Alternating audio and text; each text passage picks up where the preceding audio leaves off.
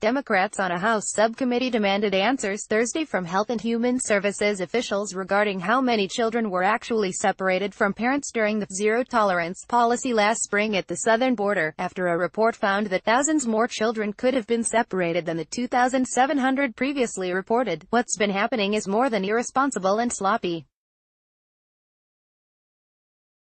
I think what we're really talking about is state-sponsored child abuse, and I would go as far as to say kidnapping." Rep.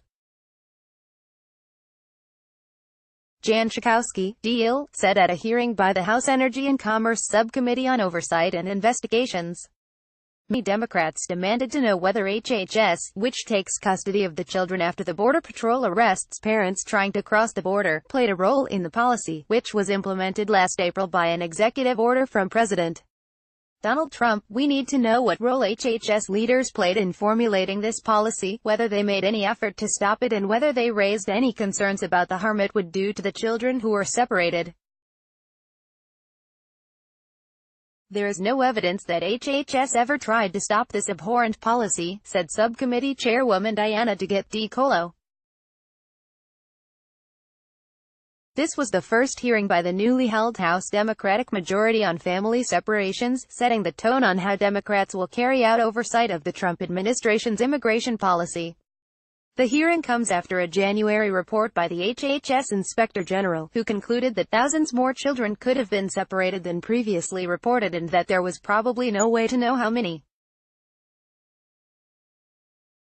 CMDR Jonathan White of the U.S. Public Health Service said HHS played no role in implementing the policy.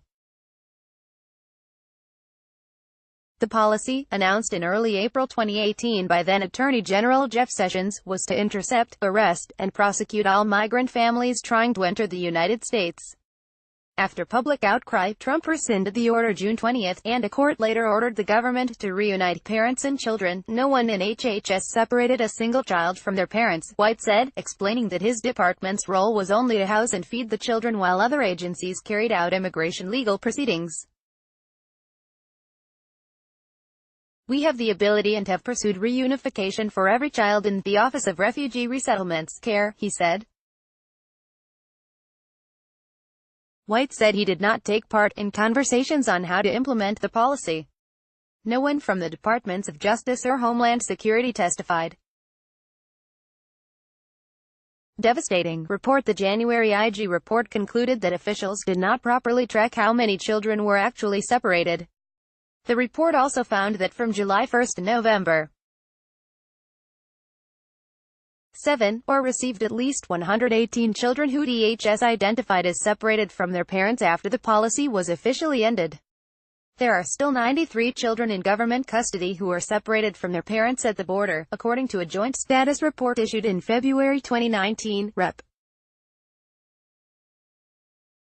Net Berrigan, D. Califf, called the IG report devastating, not just because they pretty much lied to Congress, but they were withholding information from us. "I think that any time that you are going to separate parents and their children, you need to have a tracking system so that you are able to reunite them and know where they are," she said. Republicans shared Democrats' concerns about transparency between the Trump administration and Congress. "I want to be clear, I support strong enforcement at our nation's borders, but I do not support separating children from their parents between the violence they face in their home country and on their harrowing journeys to the U.S., said Rep. Brett Guthrie, our Kentucky ranking member of the subcommittee. Representative Susan W.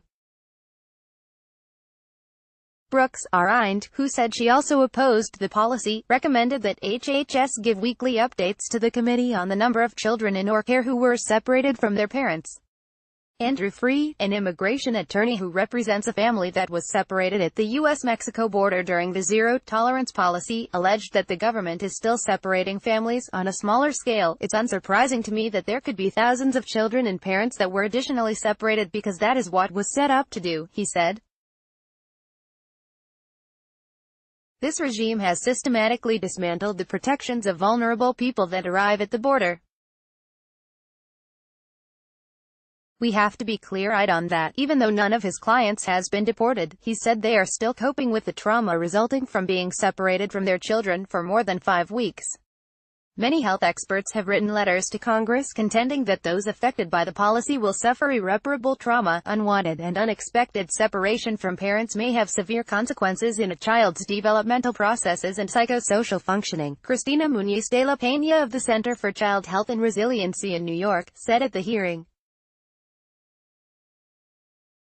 The intense fear, sense of helplessness and vulnerability for the child associated with forced separation from their parent can lead to a state of hyperarousal, attention deficits, depressive symptoms, and interference in their ability to communicate and relate to others. Get breaking news alerts and more from Roll Call on your iPhone or your Android.